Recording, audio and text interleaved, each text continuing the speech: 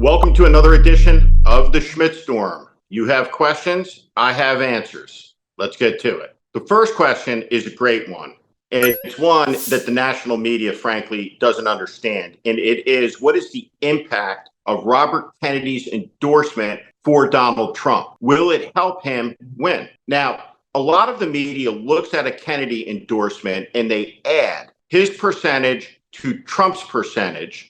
And they think, well, since A endorsed B, their supporters all go. And therefore, it's now a two-person ticket of sorts where their numbers have added up, and those numbers add up to more than the Harris-Walz total. That's not how it works at all. Robert Kennedy is profoundly mentally ill, completely irrational, utterly demented. And the freak show of MAGA is where he belongs. It's where he always belonged. The truth is that the American people, when they observe this race, what any clear-eyed, patriotic American sees is a seditious creature cantina of imbeciles, convicted felons, weirdos, sexual predators, wife beaters, and now a guy who chainsawed the head off of a whale, who brought a dead bear cub to Central Park for some reason, who is a conspiracy theorist and a vaccine denier. So he isn't an attractant, he's a repellent. And so normal people are repelled by him and his joining forces with Trump. So in the end, this is going to hurt Robert Kennedy. He couldn't even bring along his vice presidential candidate or his wife to support Trump. That's how weak his coattails are. This question has asked me to react to the inaugural joint media interview by Kamala Harris and Tim Walz. I thought it was fantastic. She answered the questions. They showed steadiness and normalcy. Now, none of this takes place in a vacuum. So the place we have to start is Donald Trump, because while that is going on concurrent, the other campaign is busy also, desecrating Arlington National Cemetery. Donald Trump's completely insane tweets, sexual tweets, tweets threatening to kill Americans, tweets threatening to imprison Americans, declarations of the QAnon conspiracy theory. Insanity. While Kamala Harris, the vice president, and Governor Walz are sitting down, answering questions, demonstrating calmness of temperament. These are normal people. These are good people. Now, the Republican smears against Tim Walz's military record are absurd and they're unfair. A question does not gain legitimacy because the other side has made a polemic attack within the subject area. So there are questions that get asked. For example, what will you do as your first day as president? That don't tell the American people anything. I'll tell you exactly what Kamala Harris will do on her first day as president. She'll wake up at the Blair House. She'll go to church at St. John's. That's the place that Donald Trump ordered a tear gas attack on because he wanted to desecrate the Bible like he desecrated Arlington for a photo op when he ordered government thugs to attack Black Lives Matter protesters. She'll be inaugurated at the Capitol at noon. There'll be a luncheon following by the Joint Committee. Following that, there'll be a parade. She'll enter the White House and the Oval Office for the first time as president. She'll go upstairs, have a few minutes, and then she'll have to change into ball gowns, which is probably, for the first time in American history, a much longer process than the male presidents we've had throwing on their tuxedo. The president will go to many balls that night, and in the morning, the business of governance will start. What's important to know about the vice president and Governor Walz is their philosophy about freedom, about the country, about us. And the most important thing that Vice President Harris has communicated is she has no malice in her heart for any of us, especially those of us who disagree with her on some issues. People who support Kamala Harris despite disagreements see someone who looks at them as loyal and good Americans and wants to do right by them, do good by them, not to do them harm, not to do to them what Trump wants. Trump wants power to take revenge against the people that didn't support him. He talks about it all the time. Believe him. Let me just say, in conclusion to this, there has, in all of history, and I mean all of it, never been a person seeking power, promising to kill people when he got it, that didn't fulfill the promise, ever. So when Donald Trump starts talking about killing people, wake up, pay attention, take the man seriously, even though, as the vice president pointed out, he is a most unserious man. The question is, Donald Trump keeps telling the American people we are on the brink of World War III. Is there any truth to it? Donald Trump is somebody who makes our allies tremble because of his incompetence and because of his affinity for our collective enemies. Donald Trump has a fetish for Kim Jong-un. He has a fetish for Vladimir Putin. He has a fetish for the Chinese president because he wants their authority and power. He admires it.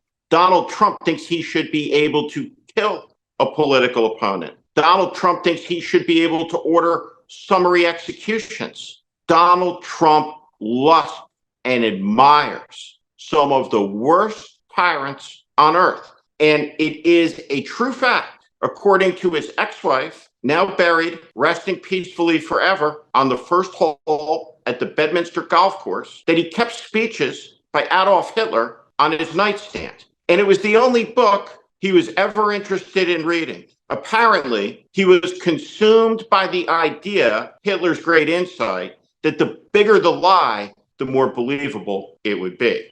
It's who the man is. Now, all of the chaos in the world, all of the chaos in the Middle East is joined. There is a coalition of nations that are the chaos nations. It is an axis truly of evil. North Korea is in it. Iran is in it. Russia is in it. Russia is in the middle of prosecuting a war in Europe that, if Ukraine is defeated, will spread. And if that war spreads into Europe, onto NATO territory, yes, World War III could begin.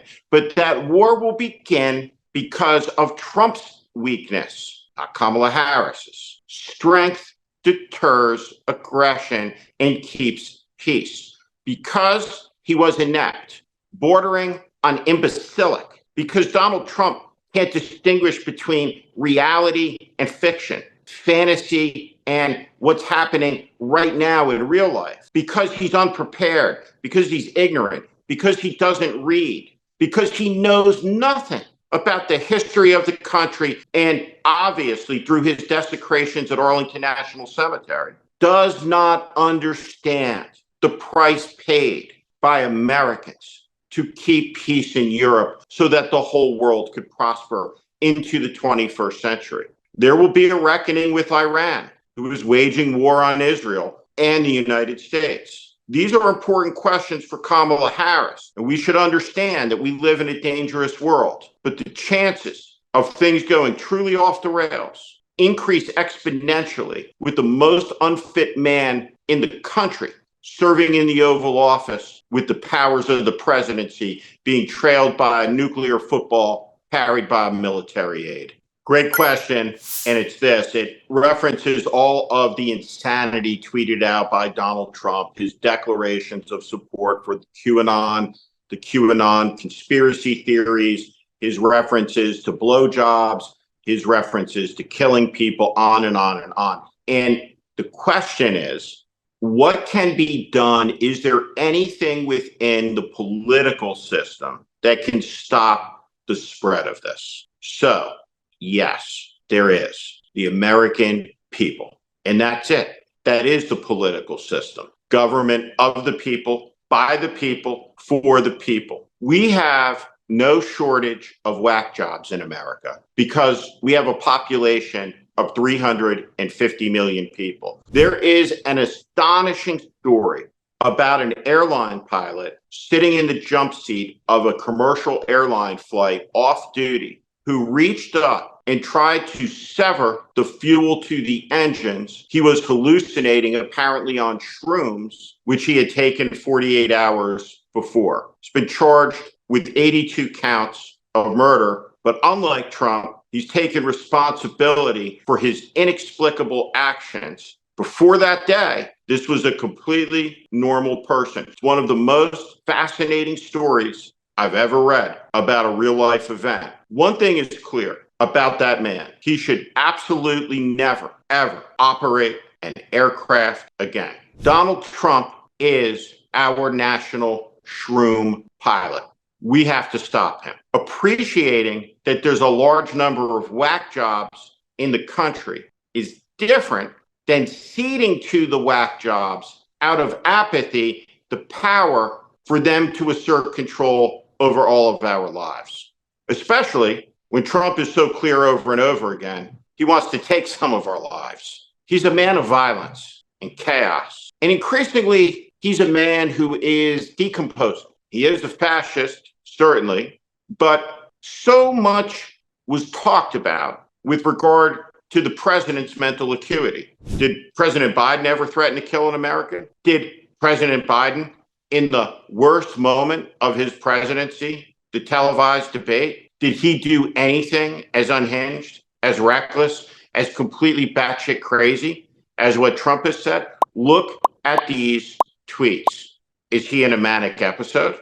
What is Donald Trump's mental health condition?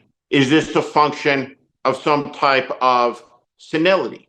Has he had a stroke? What's wrong with him? But that's not the key question. We know something's wrong with him. For the country, the question is what is wrong with us if we give this man power? Because only a sick society would collectively do something like that. And the people that would be doing it are the grandchildren and great-grandchildren of the people who saved the world, many of them buried in Arlington National Cemetery, which Trump just desecrated. I have the deepest faith in the American people that this era of whack jobbery is coming to an end because the American people won't tolerate it. Winston Churchill had an observation a long time ago. He said, the Americans always do the right thing after exhausting all the other alternatives. I think that's what's going to happen. I think we're at the beginning of the end of the Trump era, that we're going to have the 66 craziest days in American political history. I'm Steve Schmidt. This is The Warning, and I invite you to subscribe on our Substack, on our YouTube channel. Follow us. Welcome to the community.